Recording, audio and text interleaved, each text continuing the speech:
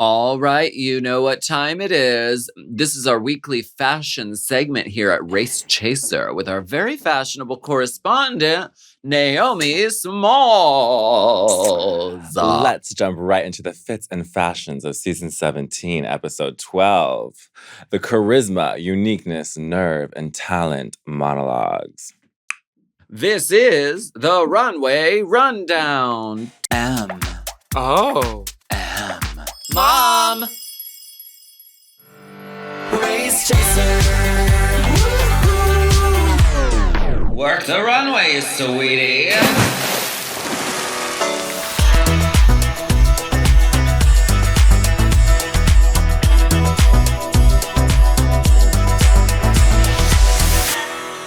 First of all, I want to explain my look. I'm really lazy and I hate drag, so that's why I don't do drag. I'm a mockery, really, of the art form of drag. No, I have to get in drag. But like literally, I can't even. It's like no, some days I can get in drag and the timing works out, and some days it doesn't. So today, not in drag. I'm in a male drag, but I wanted to do so I looked at my closet. I was like, what is the ugliest thing? I was like, this stripe is kind of like jarring. And then I was like, what can I do to take it even further? So I wanted to be like an old timey nerd character. So maybe I need the tape around the glass. You got bullied and beat up. You got a swirly. I have a kick me sign attached to my back right now, just so everyone knows. Alfalfa. Alfalfa Thunderfun. Exactly. Thunderfun. Alpha. All right. Let's just get into Runway Rundown RuPaul. RuPaul, welcome to the competition. So good. So good. She looks like a superhero. I love how this midnight navy sequin. I love a sequin that looks like the sequins are stacked on top of each other. It looks dense. Mm-hmm. It's not spread out and flat. And there is a risk of using that sequin because it can create a lot of bulk, but we still see the waist and the sash and the shoulder. And I love that she has a matching eye for this look.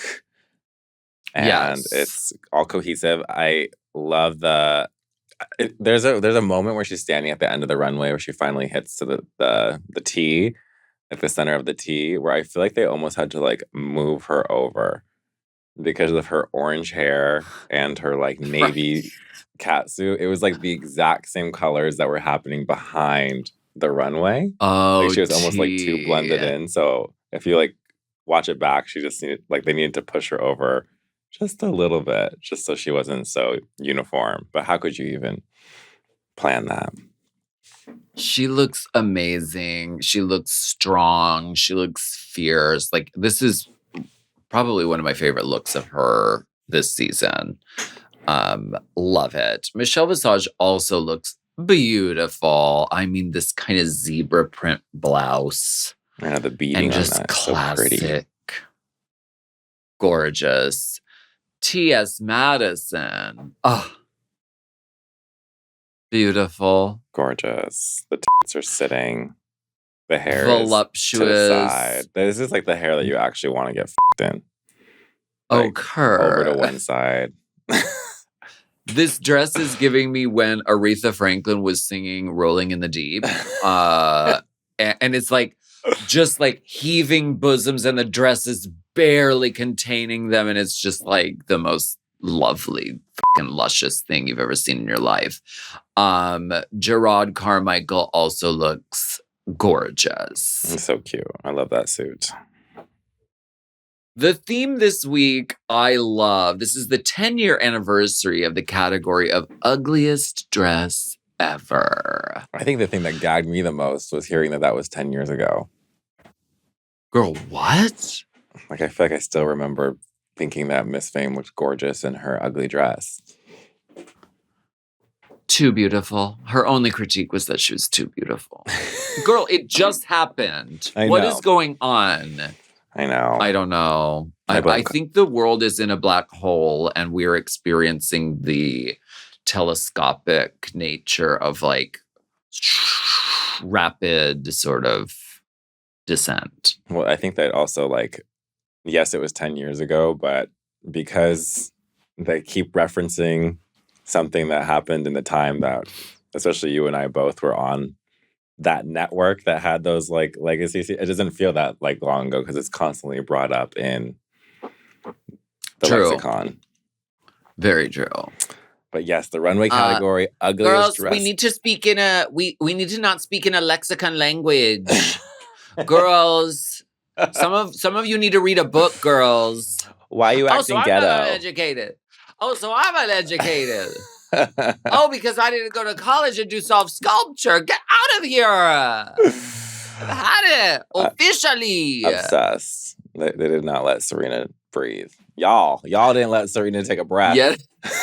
Yet again, another reference to an old season of Drag Race. That's what we do, Mama. What?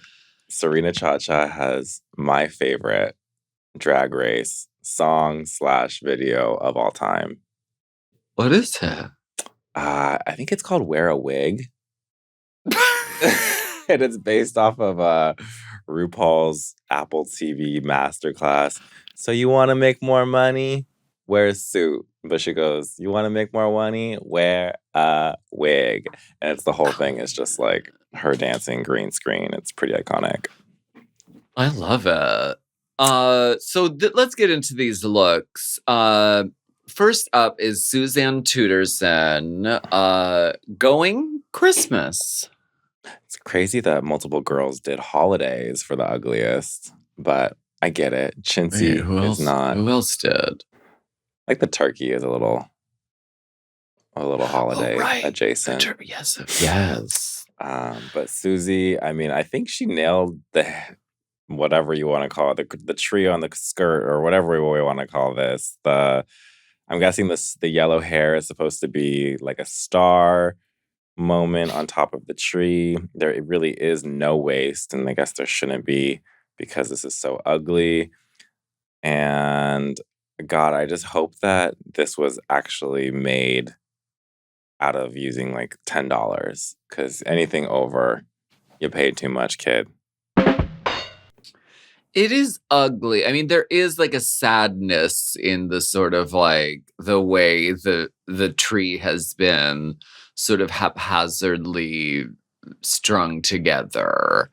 So she achieved that. I mean, the perplexing thing is the head. Like this is one of those moments where I would have loved a sculpted wig that looked like a star, or even like one of those cheap cotton things that just like is a star. Like to Lucky put this star. kind of to put this kind of, polished finger wave on it seems like I still want to be pretty. I can't, I can't be ugly. See, to me, I feel like the wig is like one of the most hideous things on here. I thought that was very brave. Fair. Very, very. The arms perplex me. I mean, and my question is it a dress or is it like a costume? Like, because the word dress is in the title, ugly dress. So it verges on, I just put on like a tree costume and said it was an ugly dress. But the tree skirt, I guess at the bottom does say dress to me. Yeah, I feel like the little like mermaid thing down on the bottom is what probably is giving the most dress. I will say that what I find the ugliest thing to see, besides the dress part of Susie's and the time, hair and the hair, but I actually have no problems with Susie. I feel like I've been this season like stand by your makeups, Miss Susie, but let's veto the glitter spray for television. Where'd she put glitter spray? Like we can't see it in this photo, but in motion, like she has like glitter spray like all over her face. Now the things I've seen a few girls do this season. I feel like this is like the new setting spray moment, like with a bunch of glitter in it, which is gorgeous in person. But glitter on your face, like specks of glitter on your face, almost reads like specks of rhinestones on a costume. All you see is like dots on television. It You looks don't like see stubble. like how the light is when Yeah. it's like a 3D moment and how that all reflects. All right, girls. No more. Hold the glitter spray. Next up is For television. Jules. For television. Jules. She went the Trixie Mattel route, I feel. And also that haunted baby that was here earlier was wearing a similar dress to this. I think that was the dress. I think that's what she was wearing was Trixie's ugly dress when Willem. Is she still here? I don't know. I can smell her still though. Jules is giving, sort of a classic 80s thing. She does look great. I'm glad she added this kind of fried hair and the like teeth braces thing. And I mean, I like this for ugly dress. I don't think it's that ugly, but I also have a fucked up sense of taste. So it's hard for me to say. No, I thought this was gorgeous. I mean, I love this. I understand where she's going, where she says ugly dress with this, but when you break down the dress, I think that the colors work really well together. I love this like sequin or paillette that is like in like a grid formula all against the bodice. I love that it comes down to like a low hip moment. I think that we've been seeing a little bit more of that, and I think that it's nice to see like, yes, the corset, but also like your hip line and silhouette.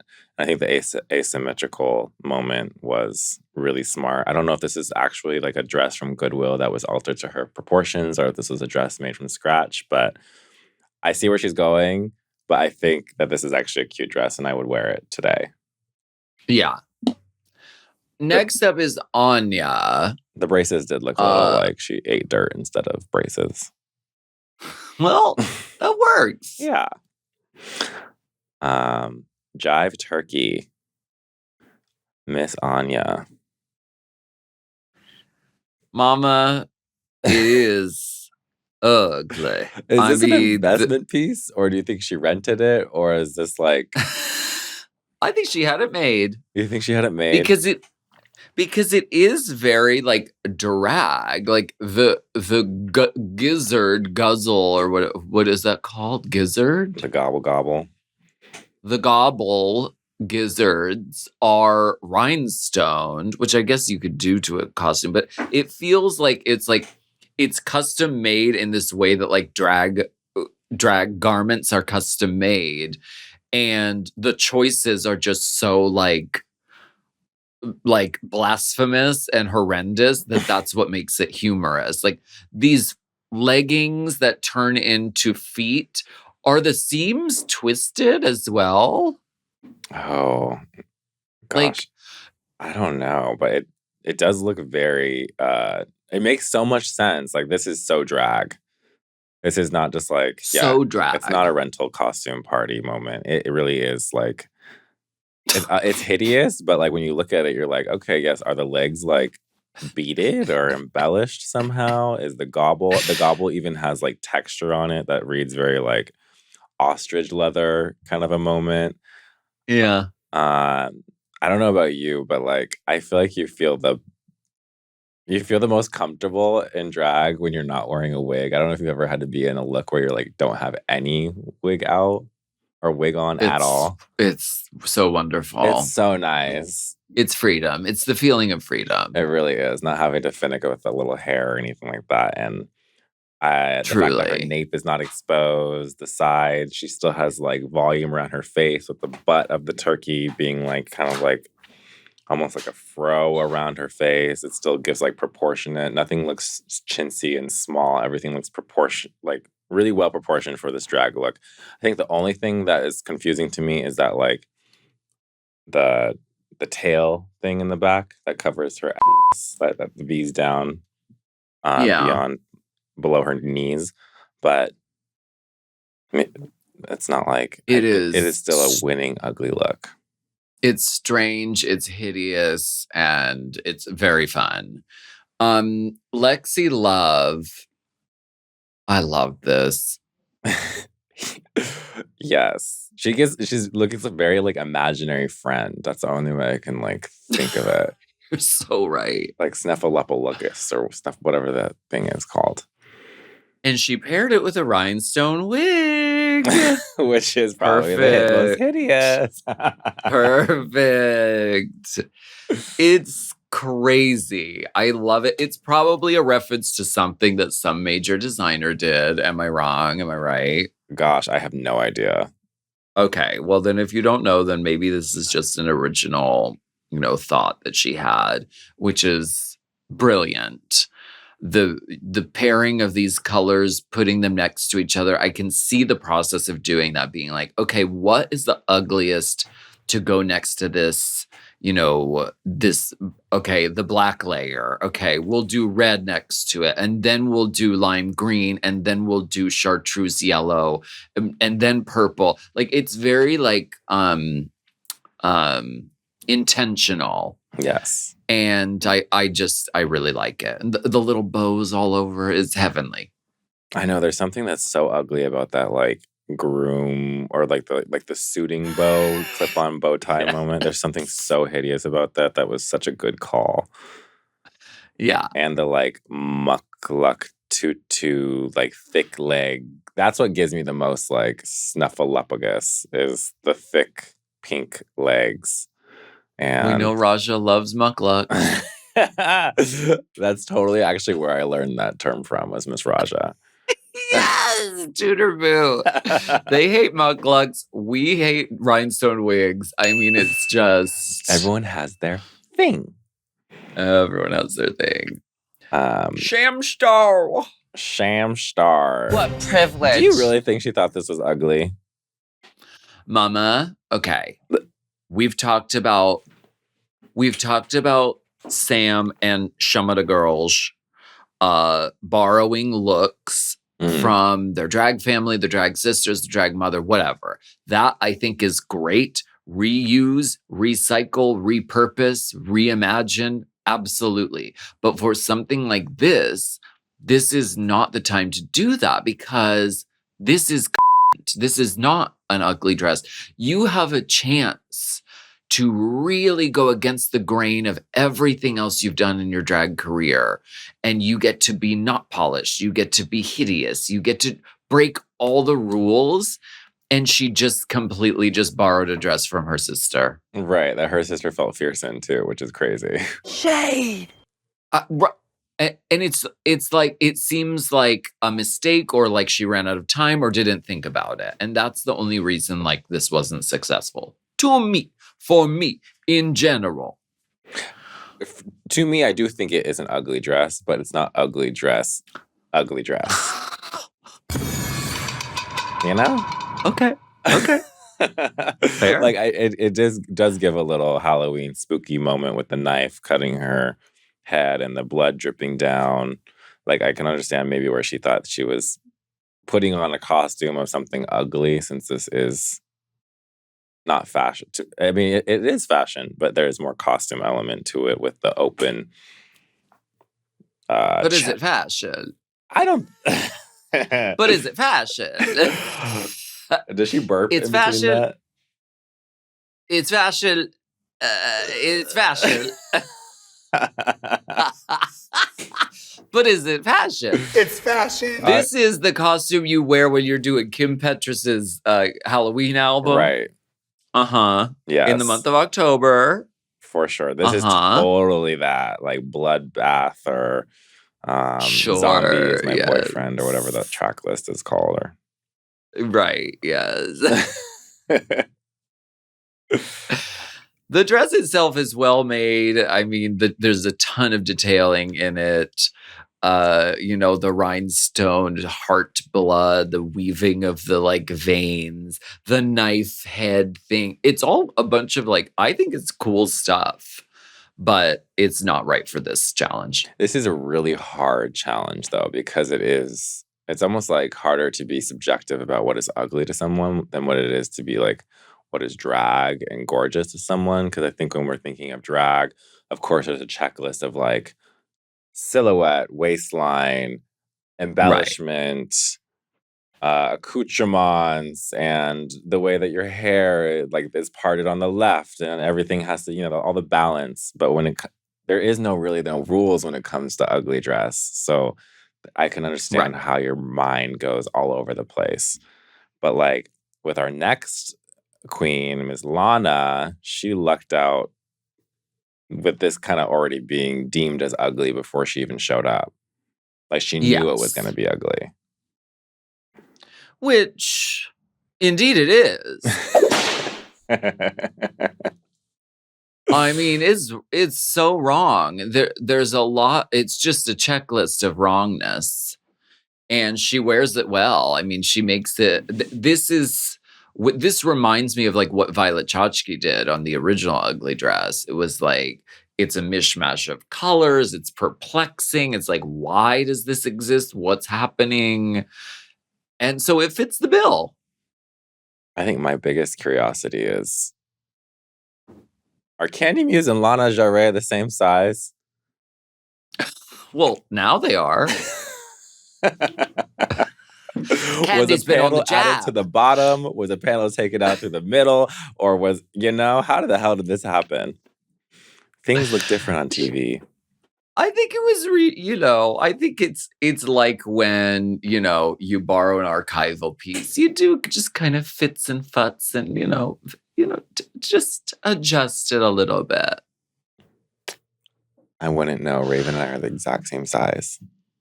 Exactly. Period. I want to know what you would have done on a challenge like this.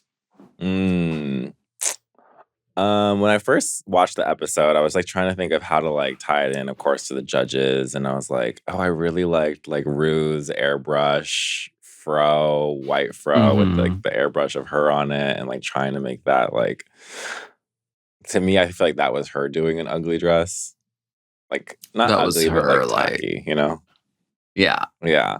Oh my God, I literally just went to flip my hair and there's no hair.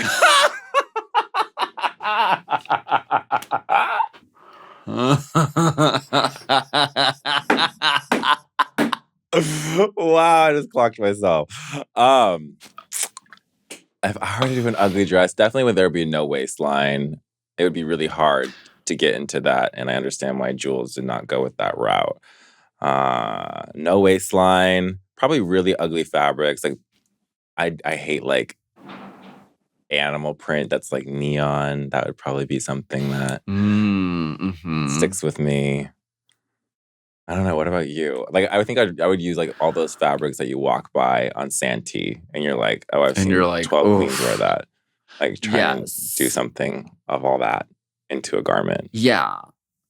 I feel I would love to do, and I've always wanted to do a look like this where you go head to toe, every detail, and then you do an Olympics of okay, what is the ugliest hair? Stand alone by itself. What could be the ugliest hair on me? And do process of elimination and literally choose. And then be then go down the line. What's the least flattering neckline? What is the ugliest color? What goes with the ugliest color, the worst? And then I would want to do details make it fit really bad, have corset hanging out the back and intentionally do those things, put on lace front, back hair, really make it look intentionally mistakes. Yes. The shoe doesn't fit, all of the things that can go wrong with drag. What's I wrong would with the love shoe to not just fitting? What girl, the hell is wrong with the shoe not fitting? I mean, some of us have built an empire on it, so more power to us. It's now the time where we choose our top salute and dispute of the week. What do you think? My top salute of the week is for sure Miss Anya Nerve. I think it is not necessarily a compliment to have the top salute of the week on this week's challenge, but I think the salute really comes from how her mind let her get here. And It is. how to drag it up for a drag audience. Preposterosa. And who's your dispute of the week? My dispute of the week is... Jules, because I don't find it ugly at all. I would find it actually gorgeous, and I would love to wear it today. Well, maybe she'll let you borrow it. Actually, you know what? Bring her out. I'll dispute the fact she's in the studio. I will dispute the fact that I could see Jules' nipples walking down the runway. Oh, okay. And maybe she did it on purpose. You know what? I know when you think like that. I don't know. Who knows? What about you? Who is your top salute of the week and top dispute? My top salute of the week is Lexi Love. I adore this. I think it's creative. I think it's hideous and monstrous and playful and fun. And I love it. And my top dispute of the week is Sam Starr, because I think this was a missed opportunity for her this week. Unforge. Please welcome to the stage, Unforge. Sparkles. That concludes our Runway Rundown this week. Runway Rundown is available in full on the Mom Podcast YouTube channel every Wednesday. And as always, our full audio podcast is available everywhere you can listen to podcasts for free. And on our Patreon, Mom Plus Gold, you get all of this content ad-free, uncensored, full video episodes of this pod. See you next week for the Runway Rundown. These and this. I combined these and this. Uh-oh. This pod. Anyway, see you next week for the Runway Rundown. Race Chaser is not endorsed by World of Wonder, Viacom, Paramount, or any of their subsidiaries. It is intended for entertainment and informational purposes only. RuPaul's Drag Race and all names, pictures, audio, and video clips are registered trademarks and/or copyrights of their respective trademark and/or copyright holders.